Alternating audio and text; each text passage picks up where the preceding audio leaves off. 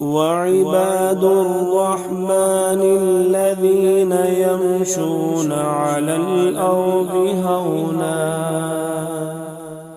وإذا خاطبهم الجاهلون قالوا سلاما والذين يبيتون لربهم سجدا وقياما والذين يقولون ربنا اصرف عنا عذاب جهنم ربنا اصرف عنا عذاب جهنم